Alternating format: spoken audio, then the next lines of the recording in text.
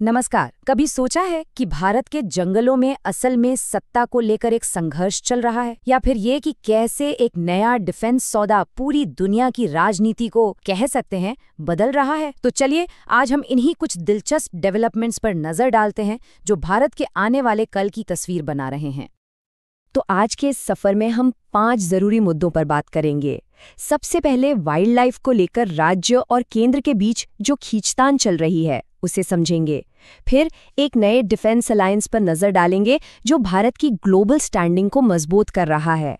इसके बाद mental health की जो एक बड़ी चुनौती हमारे सामने है उस पर बात करेंगे। फिर देखेंगे कि कैसे इंडियन रेलवे एक ग्रीन फ्यूचर की तरफ बढ़ रहा है।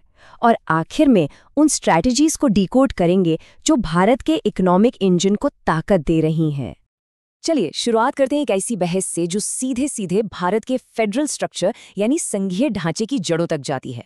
ये सवाल है पावर का, ऑटोनॉमी का और हमारे कीमती वाइल्ड लाइफ के संरक्षण के बीच एक बहुत ही नाजुक बैलेंस बनाने का। और ये सवाल सिर्फ किताबों की बात नहीं है। केरला ने हाल ही में एक ऐसा बोल्ड स्टेप लिया है जिसने इस मुद्दे को नेशनल डिबेट का सेंटर बना दिया है। और देखिए, इस सवाल का जवाब ही ये तय करेगा कि हमारे जंगलों और जानवरों का भविष्य कौन लिखेगा, दिल्ली में बैठी सेंट्रल गवर्नमेंट या फिर वो स्टेट गवर्नमेंट्स जो जमीनी हकीकत को बेहतर समझती हैं। तो इस टकराव की जड़ें आखिर है कहाँ? देखिए, एक तरफ है 1972 का वाइल्ड लाइफ प्रोटेक्शन एक्ट जो दशकों से वाइल्ड लाइफ मैनेजमेंट का कंट्रोल सेंटर के हाथों में देता आया है, और दूसरी तरफ है केरला का अमेंडमेंट जो इस पूरे सिस्टम को चैलेंज कर रहा है और ज्यादा पावर की मांग कर रहा है। तो समझिए, ये सिर्फ एक कानून में बदलाव की बात नहीं है, ये तो भारत के फेडरल स्ट्रक्चर और हमारे एनवायरमेंटल गवर्नेंस के भविष्य पर ही एक बड़ा सवालिया निशान है। अच्छा, अब देश की सीमाओं से बाहर निकलते हैं और बात करते हैं एक ऐसी डिफेंस सौदे की जो न सिर्फ भारत की मिलिट्री पावर को बढ़ाएगा बल्कि ग्लोबल स्टेज पर इसके दोस्तों और दुश्मनों की लिस्ट को भी कह सकते हैं रीडिफाइन कर सकता है। 350 मिलियन पाउंड्स, ये अमाउंट अपने आप में काफी कुछ कहता है, पर यह सिर्फ पैसों का खेल नहीं है। ये भारत की मिलिट्री मसल्स को और मजबूत करने का और दुनिया को ये मैसेज देने का एक तरीका है कि भारत अब चुपचाप बैठने वालों में से नहीं है।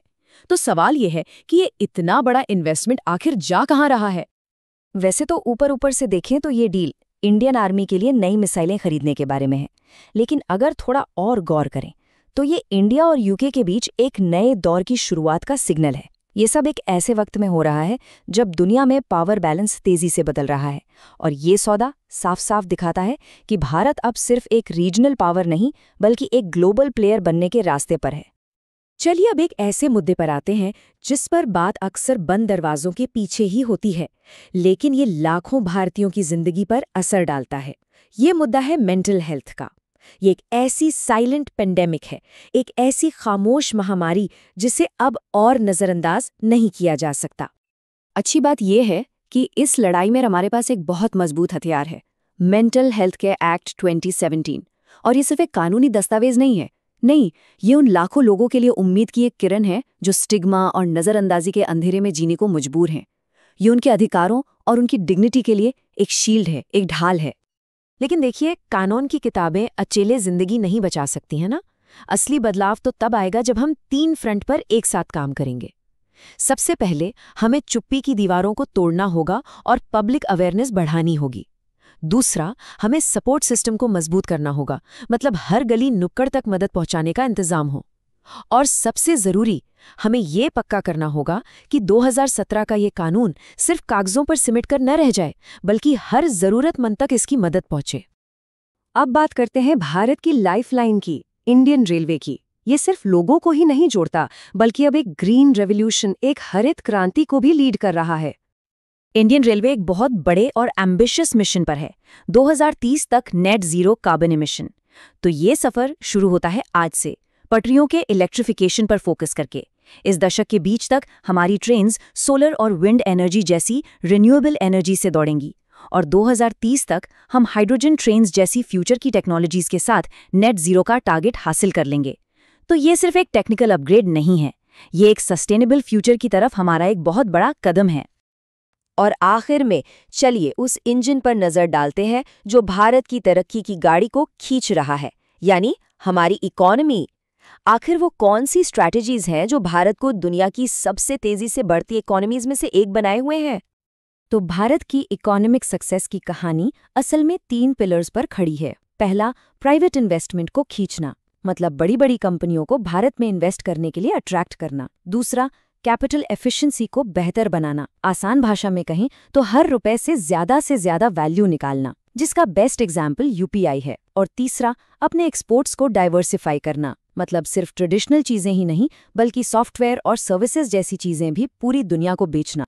तो हमने फेडरलिज्म की खींचतान से लेकर ग्लोबल स्टेज पर भारत की बढ़ती ताकत तक, सोशल वेलफेयर की चुनौतियों से लेकर एक सस्टेनेबल फ्यूचर की तरफ बढ़ते कदमों तक और इकोनॉमिक ग्रोथ की स्ट्रैटेजीज तक का एक सफर तय किया। ये सारे अलग अलग धागे मिलकर भारत के भविष्य का एक बहुत ही कॉम्प्लेक्स ताना बाना बुन रहे हैं। लेकिन बड़ा सवाल ये है कि आखिर ये तस्वीर दिखेगी कैसी? क्या ये एक मजबूत, एकजुट और प्रॉस्परस भारत की होगी, या फिर अंदरूनी और बाहरी चुनौतियों से जूझते हुए एक देश की? इसका जवाब तो खैर आने वाला दशक ही देगा। और इस कहानी में हम सबका एक रोल है। सोचने वाली बात है ना?